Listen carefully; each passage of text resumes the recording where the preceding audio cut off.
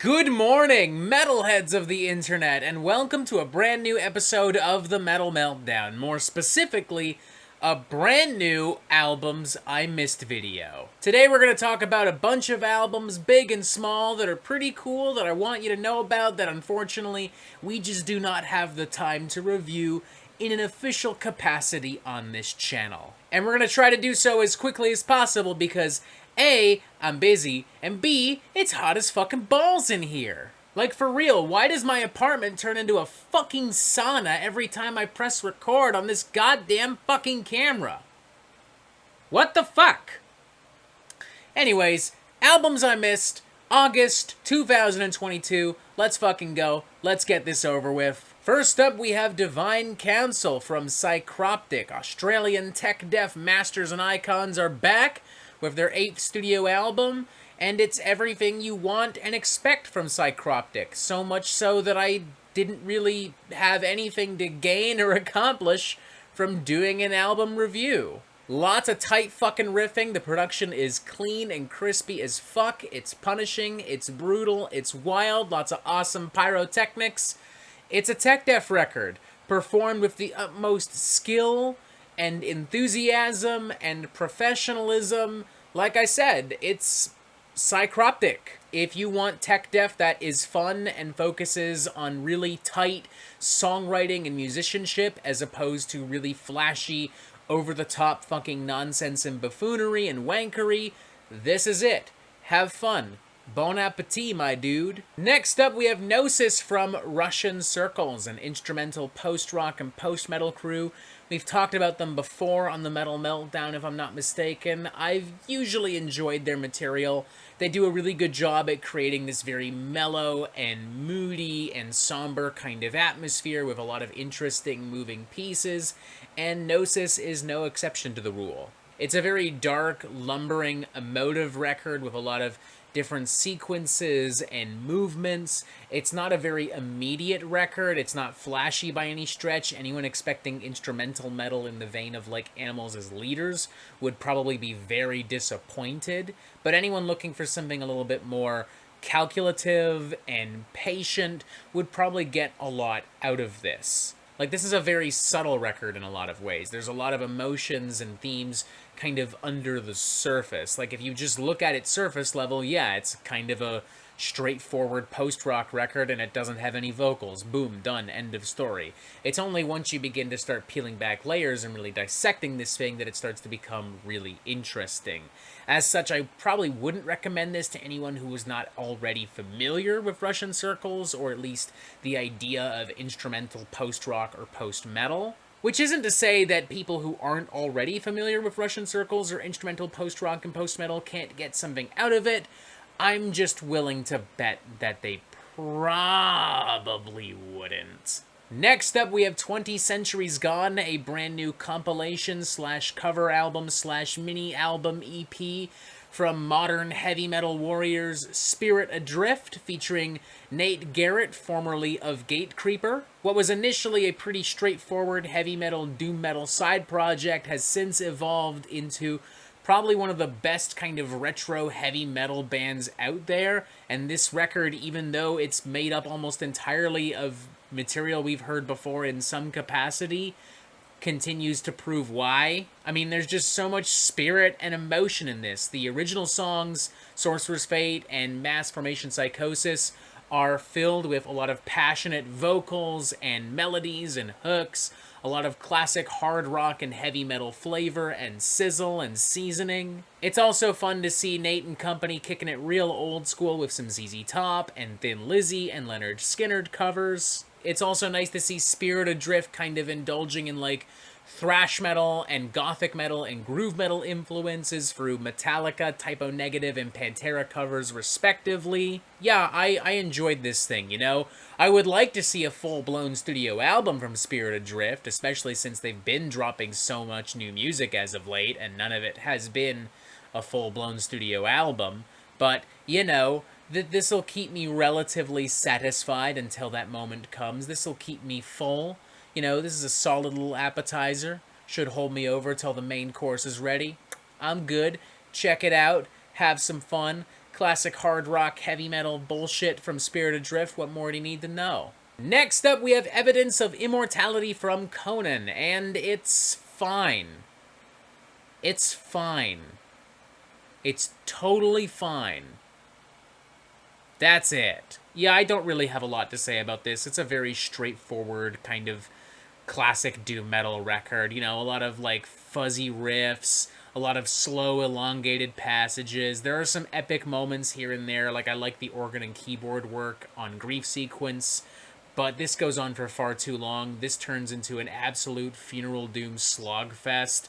I like some of the stoner metal grooves and vibes of Rituals of Anonymity as well, but, you know, this just becomes kind of a cluttered, messy, noisy track, very quickly losing its luster and appeal for me. Everything else is just doom metal doing what doom metal does, and I don't know, I'm looking for something just a little bit more exciting in my doom, in all honesty. Not bad, but not great. It's an album. It exists. Had I reviewed it, it would have gotten like a very flat 2.5 out of 5. Not my cup of tea, really. Next up, we have Voices in the Sky, a brand new album from Finnish melodic and symphonic death metal crew Brymir. I'm not really familiar with anything else they've done before, but I do like this. It's very well written, it's dark and brooding and very atmospheric, a lot of epic soundscapes contrasted with some very dark, sinister harmonies and licks. Lots of big soaring melodies and some tight, almost kind of blackened riffery. I'd say this album in general actually has a bit of a black metal underbelly to it, like this underlying sinister darkness and energy that makes it feel all the more malicious and makes it in turn all the more satisfying. There's a decent amount of twists and turns across the record to keep you glued to it, even as it does begin to feel a little bit repetitive in the songwriting department. The guitar work, especially across this thing, I think is great. Lots of great rhythms and riffs and solos. I like this record a lot. I almost considered reviewing this instead of Becoming the Archetype.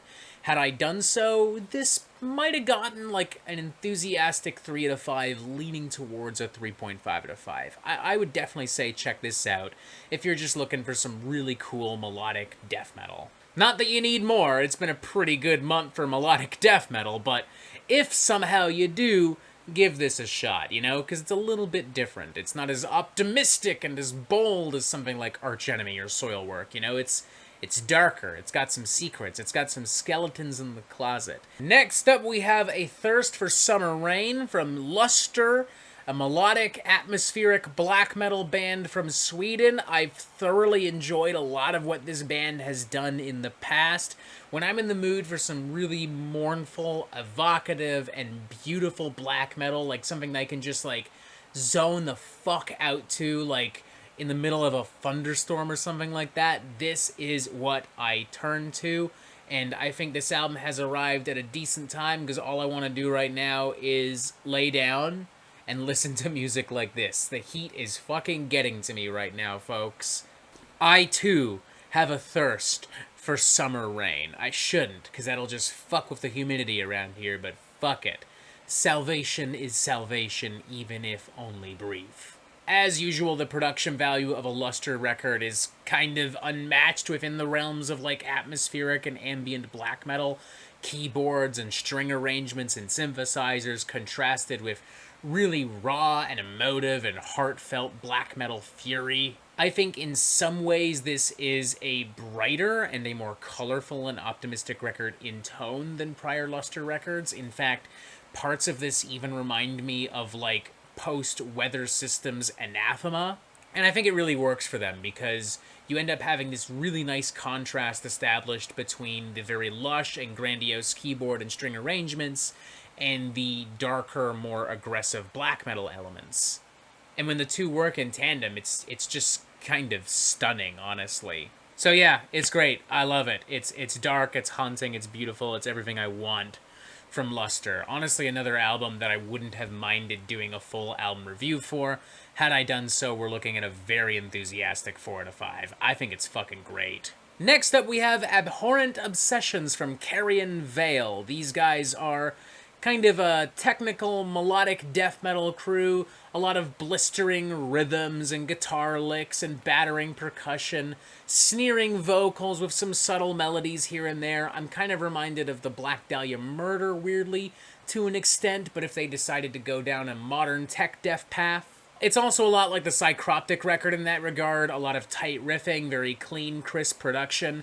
This one is a little more tongue-in-cheek, like you've got a song called The Paint Shop, you've got another song called Kentucky Fried Strangulation. It's just fun, straightforward, modern tech death with a little bit of a melodic underbelly to it, and I dig that. It's not pretentious, it's not too in your face, it wraps up pretty fucking quickly.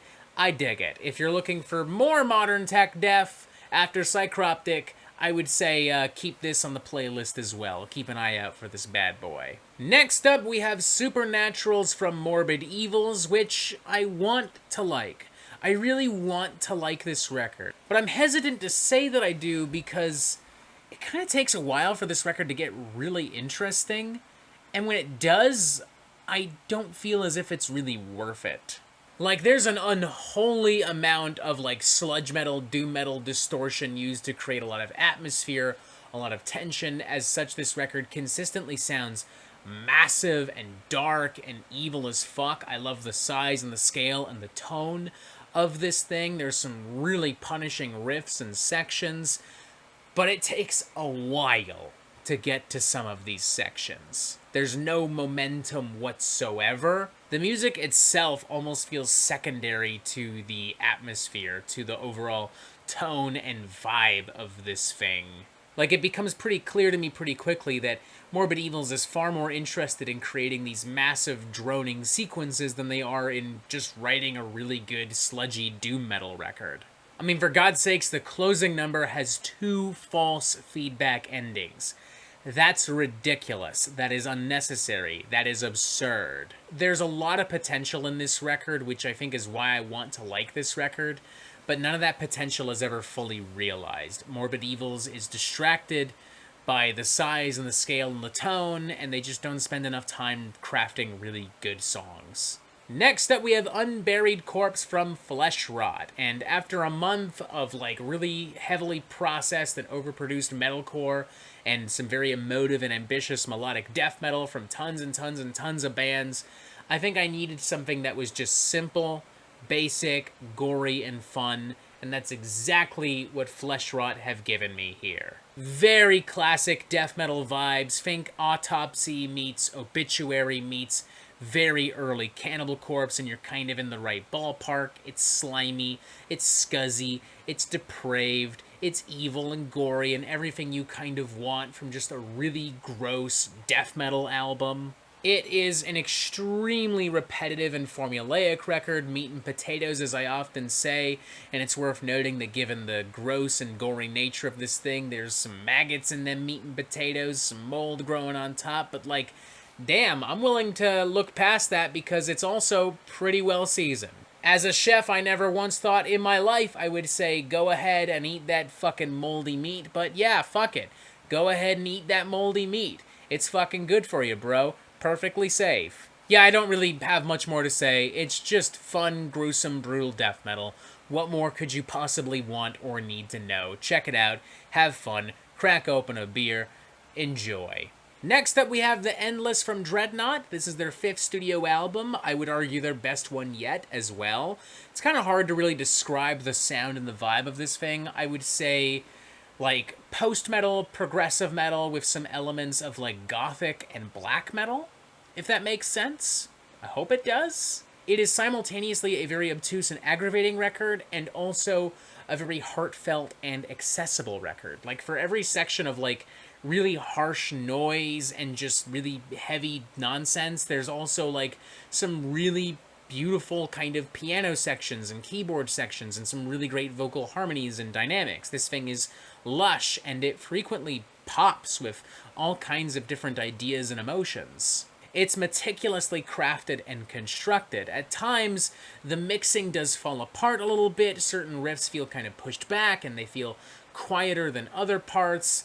But, like, I think that this was done intentionally to try to create some extreme contrast. And honestly, it works. I really enjoyed this record. I got a lot out of it. I thought it was incredibly well made. I love all the vocals on this thing. The harsh vocals, the more operatic vocals, the more straightforward, clean vocals, and those very sensual, almost ballad-like melodies. It's just a really well-executed record. This is another album that I almost reviewed, and I kind of wish I had the time to review it.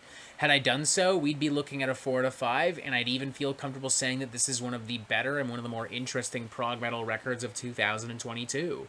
Next up, we have a self-titled album from Early Moods, and this is a fun one, ladies and gentlemen.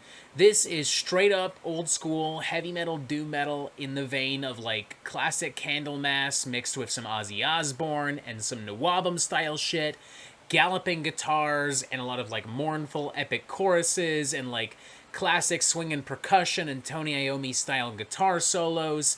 It's fucking great, man. It's very simple, but it's very fun, and it's very well made. Like, I love that classic 1970s Doom, proto-Doom sound. Like, classic Black Sabbath and Ozzy, Candlemass, fucking Trouble, and St. Vitus and all that shit, Witchfinder General. That's my shit. I love that. When we're talking Doom, that's what I'm talking about. And Early Moods kind of feels like a combination of all of that, with some more modern influences from like Tribulation and Unto Others to a certain extent, some tones and some vibes that would not be out of place on records from either of those bands. I'm also reminded of like In Solitude and even Summerlands to a certain extent. It's just fucking great, man. There's not a lot to talk about in context of an album review, except that it is great. It's really awesome old school hard rock, heavy metal, doom metal, all kind of thrown into a blender, into a delicious doomy smoothie. And it's delicious, and I'm gonna drink the whole fucking thing because it's very refreshing and my brain is melting from heat and humidity, so I need it right now. So yeah, thank you, Early Moods. I'm gonna keep a close eye on y'all because I feel like if y'all keep evolving, I feel like if y'all starting to go into more experimental territory, you'll be on the verge of some pretty wild stuff, and I want to see that wild stuff. I want to see it firsthand. So, yeah.